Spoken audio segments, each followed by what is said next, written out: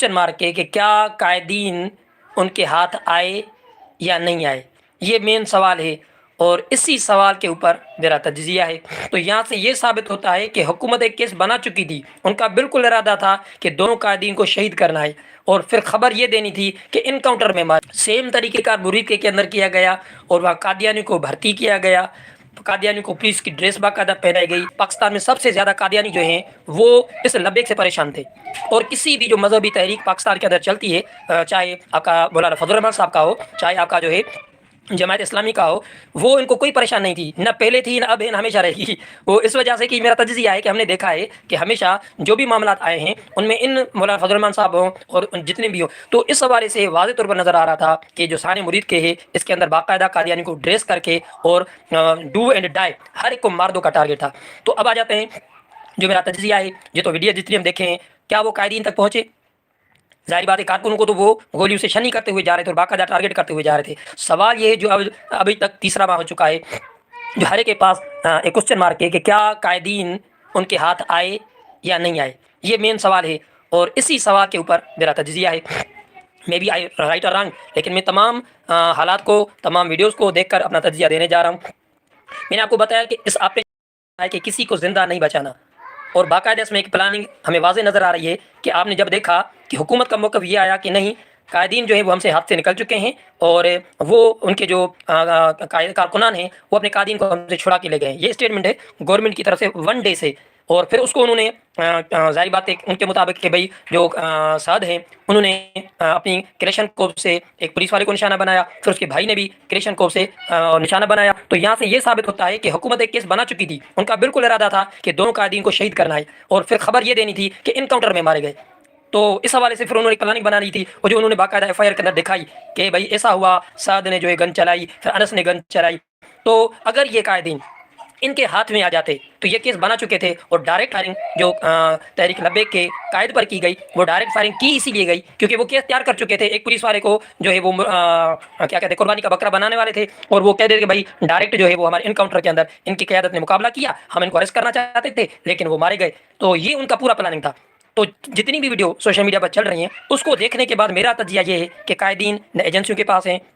और न ही किसी गवर्नमेंट सतह पर है। ये मेरा तज्जिया है क्योंकि जितनी वीडियोज़ हैं और जितने हालात मुरीद के वाले दिन के हम देख रहे हैं सोशल मीडिया के ज़रिए, वहाँ सिर्फ और सिर्फ डाई का मसला था, मार दो, और ये इंटरनेशनल हुक्म भी था, मार दो। ये यहाँ पर मुल्क की सतह पर उनको जो आर्डर दिया गया था कि मार दो, तो उसका प्लानिंग उन्होंने बना ली थी कि भाई इनकाउंटर का जो हमने केस बनाया, कत्ल का केस बनाया है। तो जब मेरे अंदाजे के मुताबिक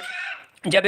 उनको कायदीन हाथ नहीं आए तो उन्होंने कहा अब कायदीन को ये इनके कारकुनान लेकर गए, क्योंकि कारकुनान ज़ाहिर बात है जान देने के लिए भरपूर नमूने से। आपने देखा होगा कि 4 बजे से जो ऑपरेशन शुरू था, तो 4 बजे से लेकर आगे जितना भी ऑपरेशन चल रहा है सुबह तक की आप वीडियो देखें तो जो मेन कंटेनर है, मेन कंटेनर के गिर्द कारकुनान माशाल्लाह मौजूद थे। वो अपनी जानों पर खेलकर अपने कायदीन का दिफा कर रहे थे, अपनी सेकंड लाइन लीडरशिप का दिफा कर रहे थे। तो सवाल ये है कि पूरे तज्जिए को अगर देखा जाए तो कायदीन तक पहुँचने से पहले हज़ारों कारकुनों ने अपने आप को दीवार के तौर पर जानों का नजराना पेश किया है ताकि कायदीन तक ना पहुँचे। अच्छा, इस भगदड़ के दौरान जो ये वीडियो चल रही है जिसमें साद रिजवी को दिखाया गया है कि गोली लगी है, जिसकी वीडियो लास्ट वीडियो वायरल है, जिसमें अनस भी साथ में माइक में नारे लगवा रहे हैं और उसमें दिखाया गया है कि कायद जो है, अब इस पर मुख्तलिफ जो तज्जियागार है, बड़े बड़े यूट्यूबर्स, वो ये कह रहे हैं कि गोली लगी है, 3 गोलियां लगी हैं। कुछ का तज्जिया ये है कि नहीं जी, वो जब कारकुनों का कत्लेआम हो रहा था तो वो बर्दाश्त ना कर सके तो बेहोश हो गए। कुछ का तज्जिया उस वीडियो पर ये है कि नहीं भाई वो जो गैस चल रही थी उसकी वजह से बेहोश हो गए। कुछ का तज्जिया यूट्यूबर्स का ये है कि ये जो साद रिजवी उस वक्त गिरने की वीडियो है ये गोली की वजह से नहीं गिरे, बल्कि जो उनकी बेहोशी की हालत है वो इस वजह से है कि वो दम घुटने की वजह से, प्रेशर बढ़ने की वजह से। तो एक कायद जो है ज़ाहिर बात है अपने कारकुनों को इस तरह से अपने सामने गोली का निशाना बनते देखकर वो बेहोश हो गए थे। तो ये मुख्तलिफ तज्जिए हैं। बहरहाल उसके बाद फिर कुछ वीडियो तो सामने नहीं है, उसके बाद की कोई लास्ट वीडियो है जिसमें कायद मोहतरम वाले से दिखाया गया कि वो बेहोश होकर गिर रहे हैं। लेकिन उसके बाद जो लोगों के तज्जिए आ रहे हैं, जो कारकुनों के तज्जिए आ रहे हैं कि भाई कायद मोहतरम को एक बाइक पे कुछ लोग जो है, यानी कारकुनों के हवाले से कहा जाए कि वो वहाँ से बचा के निकाल के गए थे। अब मेन चीज़ ये मैंने अर्ज़ किया कि अगर मेरा तज्जिया ये है कि ये कायद मोहतरम दोनों अगर एजेंसियों के पास या हुकूमत के पास होते तो ये अब आ जाते हैं उनकी सेकंड लाइन लीडरशिप की तरफ कि अगर कायदे मोहतरम उनके भाई और ये उनके पास मेन हेड जो है ये इनके पास अगर होती है एजेंसियों के पास, और अगर ये इदारों के पास होते या पंजाब हुकूमत के पास होते तो पहले मैंने अर्ज़ किया कि वो जिंदा उनको छोड़ते नहीं اور دوسری بات میں نے عرض کی کہ اگر یہ ہوتے تو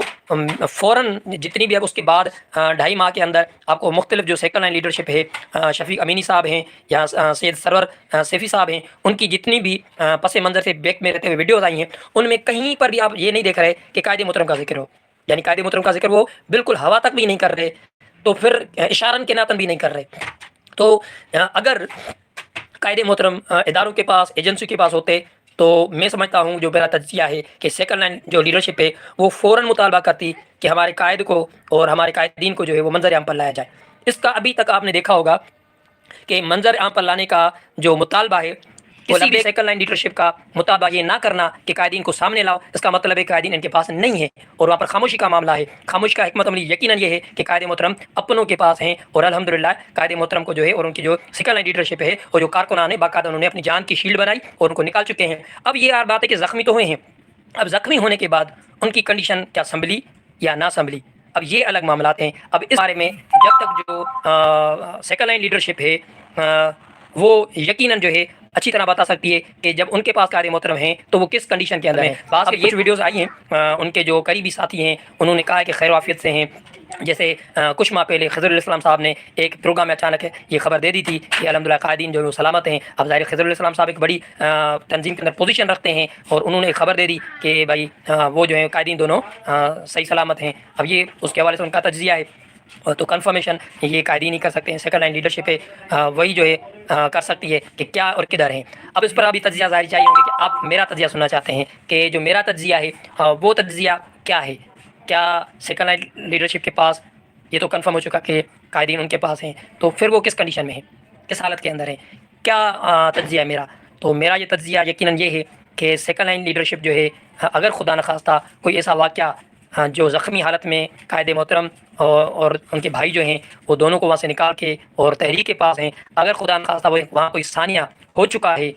تو یقیناً ایک تحریکوں کی ہمیشہ ایک پالیسی ہوتی ہے جو ہم نے تاریخ سے دیکھا ہے کہ اگر کوئی ایسا ثانیہ تحریک کے پاس ہو جاتا ہے اور قائد محترم کی طبیعت یا ان کے کسی بھی دونوں میں سے کسی ایک کی بھی طبیعتیں خدا نخواستہ اس لیول پر چلی جاتی ہیں، تو پھر تحریک جو ہے وہ بعض مرتبہ خاموشی کا مظاہرہ اسی لیے بھی کرتی ہے کہ ایک پیچھے سے پلاننگ بنتی ہے. کیونکہ اللہ تعالیٰ دونوں کو سلامت رکھے، میرا تجزیہ تو ابھی تک یہی ہے کہ جب تک تحریک کے سیکنڈ لائن لیڈرشپ جو ہے وہ نہیں بتاتی تب تک کوئی بھی کنفرمیشن خبر نہیں ہے. جتنے بھی ذرائع ہیں، جتنی بھی چیزیں آ رہی ہیں، یہ ان اتھورائزڈ خبریں ہیں، یہ صرف اپنے تجزیے ہیں. قائد محترم جو ہیں، تو اگر ہم اس چیز پر اب آ جاتے ہیں کہ خدا نخواستہ اگر دونوں میں سے جو خبریں گردش کر رہی ہیں کہ دونوں میں سے ایک نہیں رہے، تو اگر یہ خبر دینے والوں کی مطابق خبر سچی بھی ہے کہ دونوں میں سے ایک نہیں رہے، تو زندگی میں کارکنوں کے لیے پھر پیغام دیتا جا رہا ہوں، اللہ دونوں کو سلامت رکھے. کنفرم تو کوئی خبر نہیں ہے، لیکن جو گروہ میں خبر چل رہی ہے، جو گردش خبر کر رہی ہے، اس کے مطابق میں کروں. اب کارکنوں کے اللہ نہ کرے اگر ایسے معاملات ہو بھی جاتے ہیں، دونوں میں سے ایک بھی نہیں رہتا، تو کیا آپ تحریک کو چھوڑ دیں گے؟ تو کیا آپ تحریک مشن کو چھوڑ دیں گے؟ اگر بالفرض زندگی موت کل نفس ذائقۃ الموت ہے ہی ہے، تو اگر یہ جو خبر گردش کر رہی ہے تو کیا، تو اب ظاہری بات ہے جب تک مین قائدین اس چیز کی خبر نہیں دیں گے کہ دونوں قائدین کس کنڈیشن کے اندر ہیں، تب تک ساری سوشل میڈیا پر جو خبریں ہیں یہ مختلف افواہیں بھی ہوتی ہیں اور مختلف قسم کی سازشیں بھی ہوتی ہیں. لہٰذا اگر خدا نخواستہ دونوں میں سے ایک نہیں، تو ظاہری بات ہے پھر سیکنڈ لائن لیڈرشپ جو ہے وہ اپنے بیک گراؤنڈ میں رہتے ہوئے ایک لائے عمل طے کرے گی، ایک پروگرام طے کرے گی، تاکہ اگر یہ خبر جو سوشل میڈیا پر گردش کر رہی ہے دونوں میں سے ایک نہیں، اگر یہ خبر ظاہری بات ہے قائدین کے پاس اگر لیڈرشپ ہے اور وہاں یہ چیز ہو چکی ہے، تو یقیناً جو ہے آپ کو اندازہ ہونا چاہیے کہ پھر وہ پیچھے سے ایک حکمت عملی بنے گی. کیونکہ اگر اچانک قائدین یہ خبر اوپن کر دیتے ہیں کہ دونوں میں سے ایک نہیں ہے، تو تحریک کو بڑا نقصان پہنچ سکے گا. اسی لیے ظاہری بات اس خبر کو ڈسکلوز کیا گیا ہے کہ کنفرم تو کوئی خبر ہے نہیں، اسی لیے کوئی بھی، تو یہ ایک میرا تجزیہ ہے کہ فار ایگزامپل سپوز لے لیتے ہیں کل نفس ذائقۃ الموت، میرے نبی کی مشن جاری و ساری رہی، سیدنا ابوبکر صدیق نے اٹھائی، سیدنا عمر فاروق رضی اللہ تعالیٰ نے اٹھائی، پھر سیدنا عمر فاروق کے بعد عثمان غنی رضی اللہ تعالیٰ نے، تو مشن تو جاری رہے گا. اگر بالفرض دونوں قائدین ہماری تحریک کے سیکنڈ لائن لیڈرشپ کے پاس ہیں اور وہاں کسی کو بھی اللہ تعالیٰ کے حکم کے مطابق جان دینی پڑ چکی ہے، تو تحریک کا یقیناً پھر لائمل یہ ہوگا کہ وہ خبر کو اوپن نہ کریں گے، کئی وقت تک یقیناً خبر کو اوپن نہیں کریں گے، اور وہ اپنی تحریک کو پہلے اٹھائیں گے. تحریک جو اس وقت ہر طرف سے، جس طرح میں نے کہا کہ کشتی جو ہے وہ طوفان کی گھیرے کے اندر ہے، تو تحریک کی جو مین لیڈر میں سے ایک لیڈر اگر رہا ہے تو ظاہری پلان یہی ہوگی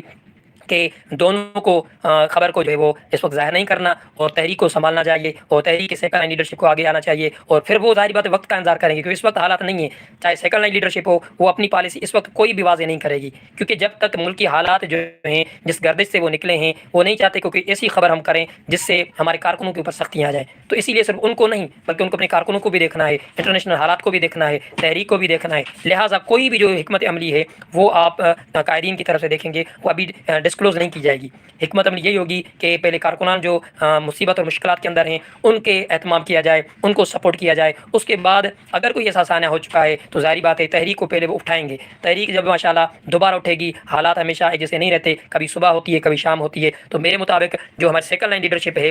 وہ تحریک کو سب سے پہلے اٹھانے کے لیے بھرپور پیچھے سے کام کرے گی، اور اس کا کوئی وقت نہیں ہے۔ ہمارے پاس کارکنوں کو یا ہم سوشل میڈیا میں دیکھتے ہیں کہ لبے کے جتنے کارکنان ہوتے ہیں، جتنے لوگ ہوتے ہیں، ان کو جلدی ہوتی ہے کہ ہمیں خبر دیں کیا ہوا، کدھر ہوا، کیسے ہوا، قائد کہاں پر ہیں، تو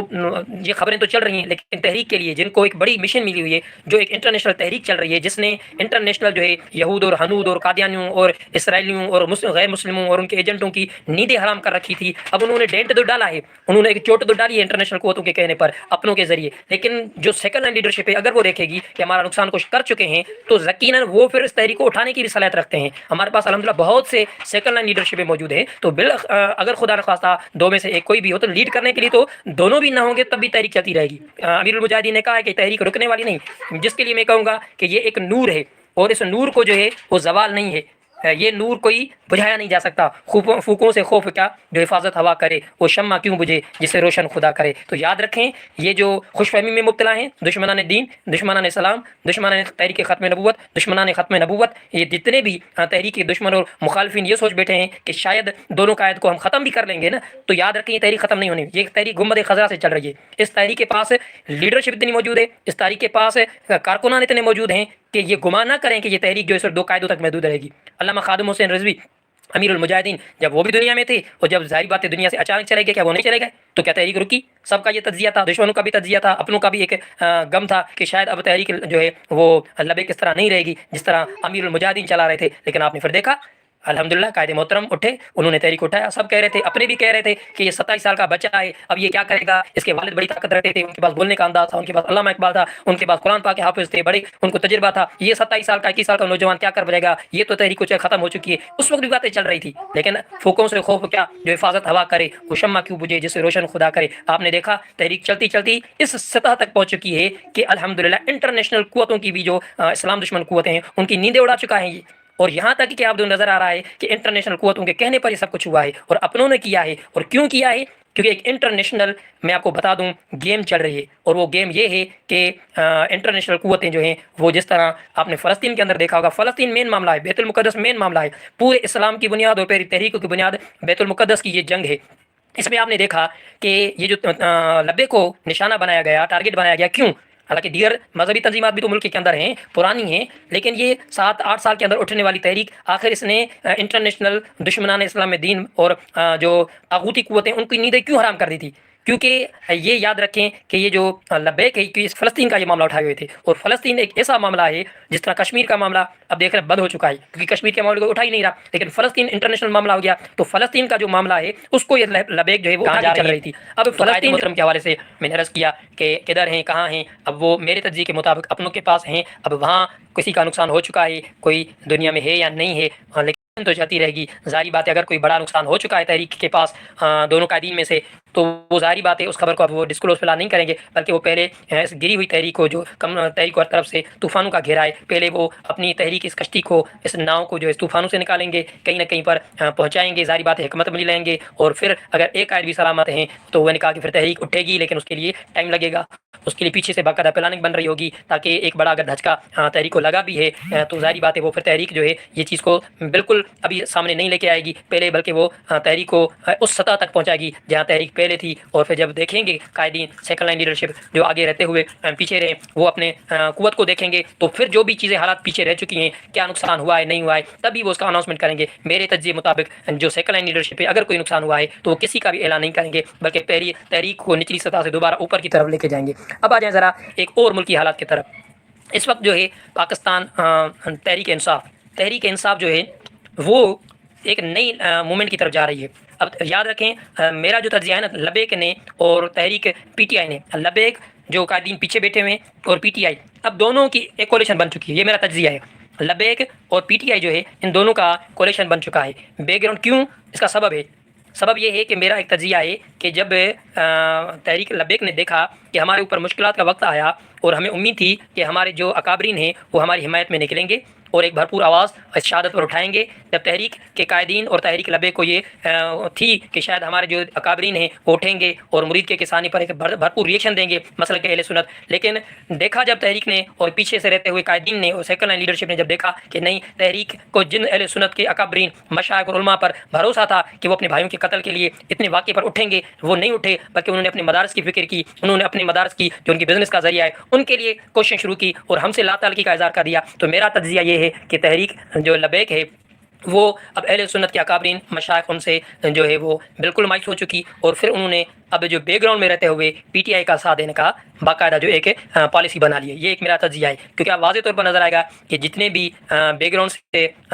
سید سروش سیفی صاحب جو ہیں ان کی ویڈیو آئی ہوں یا شفیق امینی صاحب کی ویڈیو آئی ہوں، تو ان کے ویڈیو سے ہمیں یہ تاثر مل رہا ہے، کیونکہ ساری ویڈیو پی ٹی آئی کے شکرانے میں تھی، پی ٹی آئی کی حمایت میں تھی، پی ٹی آئی پر جتنے ظلم و ستم کرٹ ہو رہے تھے ثانی کے بعد ان پر بھی انہوں نے باقاعدہ وقتاً فوقتاً آگے ساکتے ہوئے ویڈیوز اپنی جو ہیں وہ شیئر کیے۔ تو اس سے پتہ چلتا ہے کہ پی ٹی آئی اور تحریک لبیک، کیونکہ پی ٹی آئی نے تحریک لبیک کا بھرپور ساتھ دیا، گو کہ ماضی میں وہ ایک دوسرے کے اپوزٹ تھے، لیکن اس وقت جو ہے جب لبیک نے دیکھا کہ اپنوں نے ہمیں چھوڑ دیا اور پی ٹی آئی کے قائد سے لے کر اس کے پی کے وزیر اعلیٰ سے لے کر ہر ایک اور سوشل میڈیا نے ہمارا ساتھ دیا ہے، تو میرا اندازہ یہ ہے کہ اب لبیک کے تمام کارکنین جو ہے بیک گراؤنڈ میں رہیں گے اور پی ٹی آئی جو ہے اس کو متحرک ہونے کا اشارہ دیا گیا ہے۔ اور آپ دیکھ رہے ہیں کہ یہ جو سہیل آفریدی صاحب کے پی کے جو وزیر اعلیٰ ہیں اس وقت وہ پنجاب کے اندر موومنٹ اسی بیس پر سٹارٹ کر چکے ہیں، کیونکہ ان کو پیچھے سے بھی اشارہ دیا گیا ہے کہ ہمارے کارکنان بیک گراؤنڈ میں آپ کے ساتھ ہوں گے، آپ اپنی موومنٹ چلائیں، ہم ہمارے پنجاب کے اندر کارکنان گو کہ ظاہر نہیں ہوں گے لبیک کے، ہوں گے وہ پی ٹی آئی کے حساب سے، ظاہری بات ہے مجھے یہ نظر آ رہا ہے کہ اسی لیے پی ٹی آئی اور لبیک کے کولیشن بن چکا ہے، اور پی ٹی آئی کیونکہ ان کے پاس ایک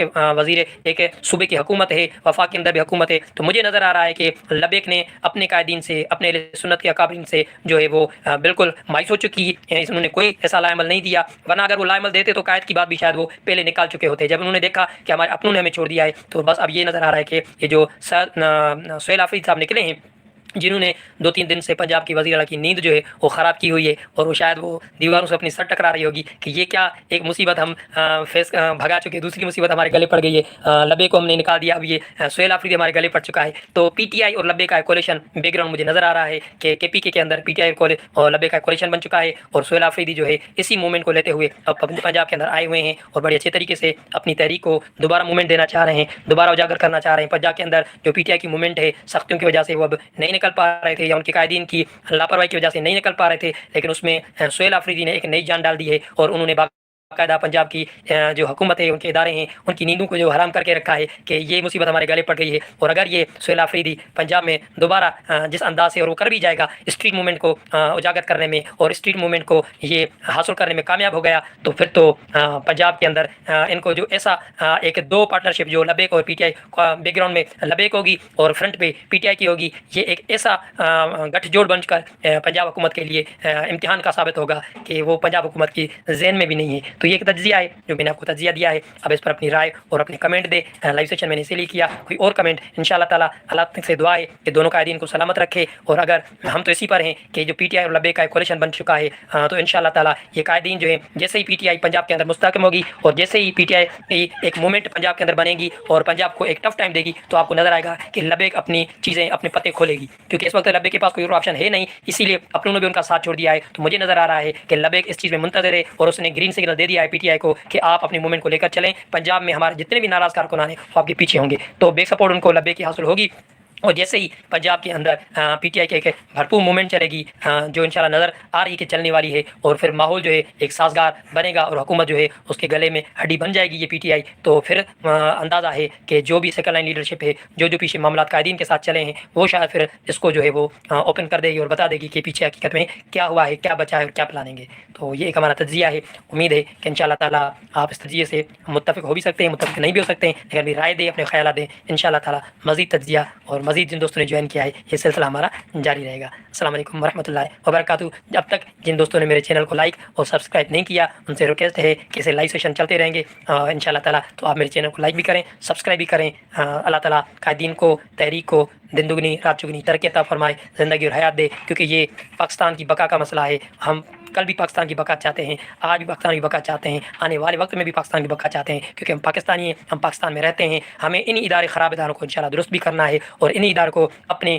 اسلامی جمہوریہ پاکستان کے مطابق بنانا ہے۔ اللہ تعالیٰ قائدین کو سلامت رکھے، اس کی تحریک کو دوبارہ انشاءاللہ تعالیٰ عروج عطا فرمائے گا۔ السلام علیکم ورحمۃ اللہ وبرکاتہ۔